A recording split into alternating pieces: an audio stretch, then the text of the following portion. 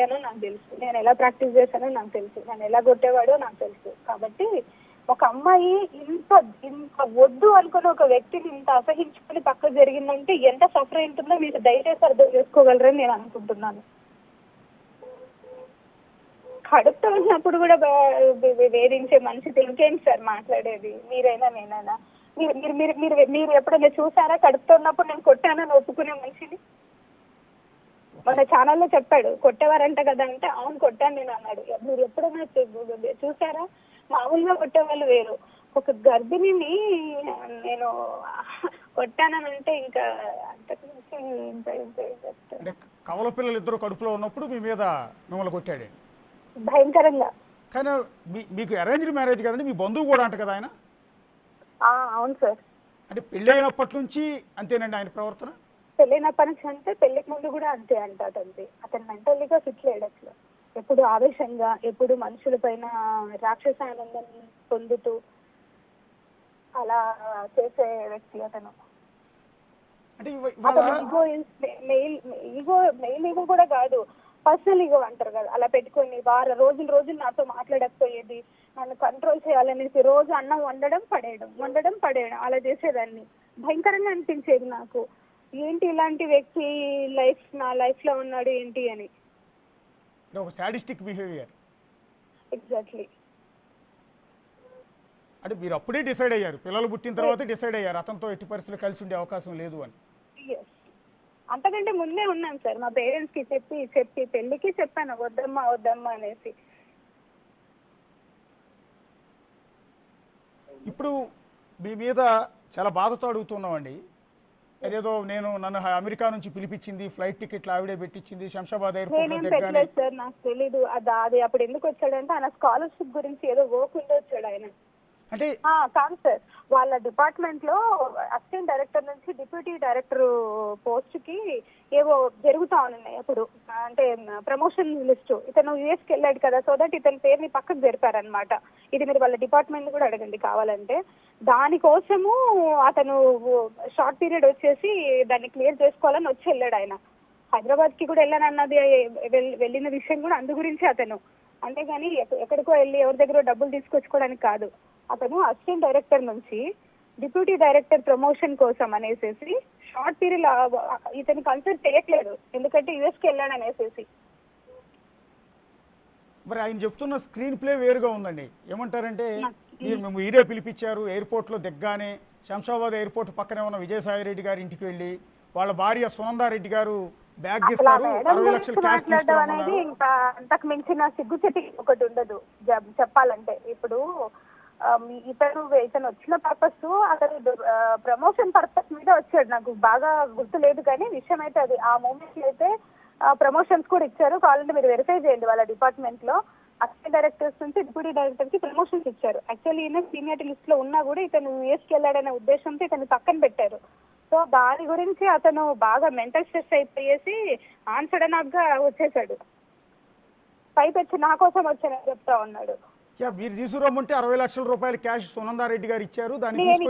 ఒక విషయం వినండి, అన్నన్ని డబ్బులు తీసుకునేంత అవసరము నాకు లేదు, ఇచ్చేంత అవసరాలు వాళ్ళకి లేవు. వాస్తవం చెప్పాలంటే ఇక్కడ అంతా కూడా ఏదో డబ్బుల గురించి చూపించేస్తే కూడా కరెక్ట్ లేడీ అలా ముద్ర వేయించి నన్ను డిపార్ట్మెంట్ నుంచి నాకు ఉద్యోగం తీయించేసి నన్ను ఒంటరిదాన్ని చేయాలని ఆయన ప్రయత్నం. ఒక విషయం గుర్తుపెట్టుకోండి సార్, నేను 4 ఏళ్ళు పనిచేసిన, 4 ఏళ్ళు కూడా ఛాలెంజింగ్ గా చేసిన, ఎన్నో కోట్ల భూమిని తీసుకొచ్చి ఎన్విరాన్మెంట్ డిపార్ట్మెంట్ లో కలిపిన.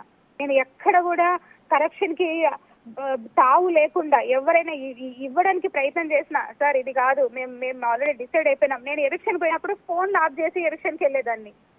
2 ఫోన్లు, నా పర్సనల్ నెంబర్ కానీ అఫీషియల్ నెంబర్ కానీ 2 ఫోన్లు ఆఫ్ చేసి ఎలక్షన్కి వెళ్ళి మొత్తం కొట్టేసినాక ఫోన్ ఆన్ చేసేదాన్ని, ఎక్కడి నుంచైనా ప్రెజర్లు వస్తాయేమో అని. ఆ విధంగా పనిచేసిన. శాంతి అంటే ఎండోమెంట్ డిపార్ట్మెంట్ లో ఎలక్షన్ అంతే, 2 ఏళ్ళు కంటిన్యూగా ఎలక్షన్లు కొట్టించేస్తున్నాను నేను. ఇంతకంటే ఇంకేం పని చేస్తాను సార్ నేను? ఎంతో మంది అప్రిషియేట్ చేస్తారు. అప్పుడున్న అర్జున్ రావు గారు మా కమిషనర్ గారు, నేను ఏదైనా ఎలక్షన్కి వెళ్ళామని కంపల్సరీ నేను కమిషనర్ గారికి ఇన్ఫార్మ్ చేస్తాను. అంటే 58,000 జీతం తీసుకుని అసిస్టెంట్ కమిషనర్ శాంతి గారు విజయవాడలో 2.5 కోట్లు పెట్టి వెళ్ళా ఎలా కొనగలిగారు అనేది ఆయన అడుగుతున్నమాట. ఒక విషయం ఏంటంటే ఇప్పుడు ఏమన్నా గవర్నమెంట్ చేంజ్ ఏమన్నా రేట్లు పెరుగుతాయో నాకు తెలియదు కానీ అది నేను కొన్నప్పుడు పంచాయతీ, అది కుంచన్పల్లి అనే ఏరియా పంచాయతీ, ఒకసారి వెళ్ళి చూడండి మీరు. అప్పుడున్న ల్యాండ్ వాల్యూ ఇప్పుడు కూడా అదే ఉంటుండొచ్చు నాకు తెలిసి. ఇంకా నేను కాదు, అదంతా సుభాష్ చూసుకున్నారు కాబట్టి నాకు పెద్దగా ఐడియా లేదు దాని గురించి. ఇదంతా కూడా విల్లా గురించి అంతా కూడా చూసుకుని సుభాష్. నేను మాత్రం 50 లక్షలు లోన్ పెట్టుకున్నా, ఒక 20 లక్షలు మాత్రం నాకు తెలిసిన వాళ్ళ దగ్గర క్రెడిట్ తెచ్చుకున్నాను నేను. రిమైనింగ్ అంతా కూడా సుభాష్ చూసుకున్నారు ఆయన. కాబట్టి ఇంకా మరి ఒకటి ప్రాపర్టీ కొనడంలో తప్పేముంది? కాదు సార్, ఆయన ఫస్ట్ నుంచి we are not a beggars. Madan కూడా చెప్పాడు మీకు, బాగానే అమ్మాయి ఉన్నింది, మేము బాగానే సంపాదించింది ఆ అమ్మాయి ప్రాక్టీస్ లో కూడా అని చెప్పాడు మీకు. సో దట్ ఇంకా ఇల్లు కొనుక్కోవడంలో తప్పేముంది సార్? నేనేమైనా గుడిసెలో ఉండాలా? ఇవి ఒక గవర్నమెంట్ సర్వెంట్ అయితే మేము లోన్ పెట్టుకోకూడదు? గవర్నమెంటే మాకు ఇస్తున్న ఆపర్చునిటీ లోన్ పెట్టుకోండి అనేసి బ్యాంకర్స్ ఇస్తున్నారు. సో 50 లక్షలు లోన్ పెట్టాను సార్ నేను. ఊరికే ఏం రాలేదు, 2.5 కోట్లు ఏం కాదు అది. ఇప్పుడు అమ్మినా కూడా మీకు ఇప్పుడు మహా అంటే 10 లక్షలు పెరిగి ఉండొచ్చు అది. అంటే ఇట్లా అందులో అది సార్, అందులో టైప్ ఆఫ్ మెజర్మెంట్స్ ఉన్నాయి. నాది మిడిల్ మెజర్మెంట్, మీకు కావాలంటే వెళ్ళి చూసుకోవచ్చు, పర్వాలేదు. ఇంకా డాక్యుమెంట్ ఉందిగా ఆయన దగ్గర, చూపిస్తారు చూడండి. అందులో 3 టైప్ ఆఫ్ వేరియేషన్స్ ఉంటాయి. ఒకటి స్మాల్, మిడిల్, బిగ్. అది మిడిల్ వర్షన్. ఏంటి సార్ ఇదంతా? అసలు ఇల్లు కొనుక్కోవద్దు, బంగారం వేసుకోవద్దు, బట్టలు వేసుకోవద్దు, బికార్దాన్ లాగా ఉండాలి. ఎందుకు ట్రైబ్ అంటే బికార్దాన్ లాగా ఉండాలా? మేము మంచి బట్టలు వేసుకోకూడదా? ఏమన్నా మంచి ఉద్యోగం చేయకూడదా? మంచి చెప్పులు వేసుకోకూడదా మేము? ఎవరో కామెంట్ చేసేవాళ్ళు ఫస్ట్ లో, నేను వైజాగ్ వెళ్ళిన కొత్తలో మంచి మంచి హీల్స్ చెప్పులు వేసుకుంటది, కళ్ళ కాటుక పెట్టుకుంటది అని. ఏ వేసుకోకూడదా చెప్పులు? నేను మంచి చెప్పులు చేతిలో పట్టుకుని నడవాలా నేను? ఒక ట్రైబ్ గా నేను మంచిగా ఉండకూడదా?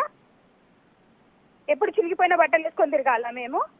సార్ చెప్పండి ప్లీజ్. ఎస్ మేడం, తప్పేమీ లేదండి ఈ విషయంలో. మీకు మేము 100% కాదు, 1000% సపోర్ట్ చేస్తున్నాం. లేదు సార్, బాగా డిస్క్రిమినేషన్ మాకు అర్థమవుతుంది. మా డిపార్ట్మెంట్ లో కూడా బాగా డిస్క్రిమినేషన్ ఉంది, మాకు కూడా అర్థమవుతుంది. The definitely fight.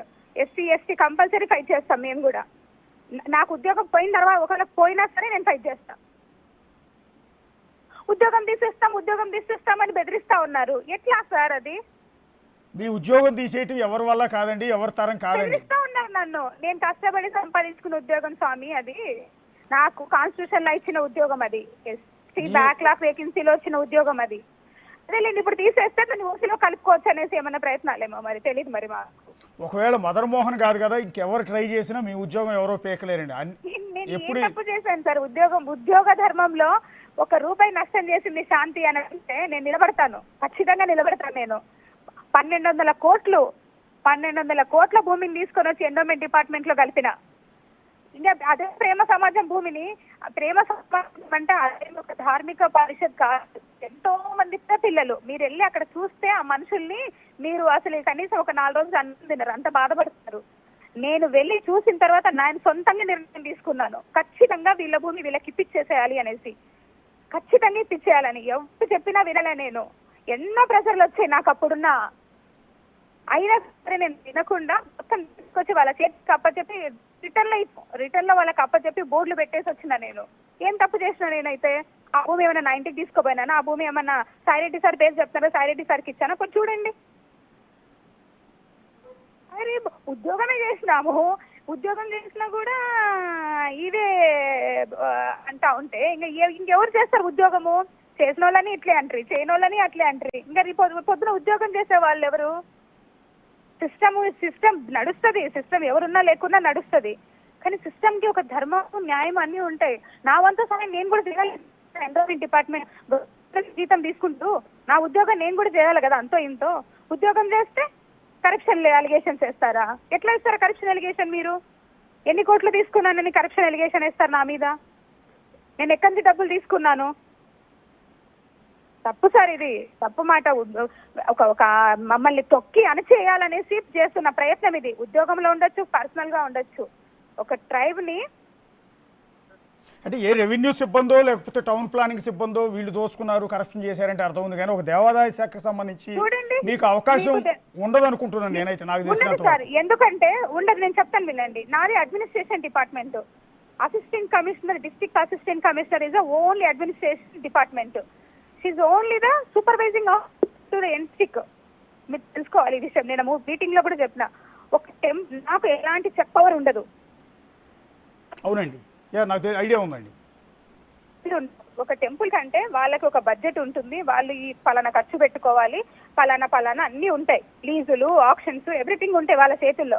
నా కంట్రోల్ ఏమి ఉండదు. I'm only supervising officer. నాకు అదే ఇష్టము, సూపర్వైజింగ్ చేయడమే ఇష్టం.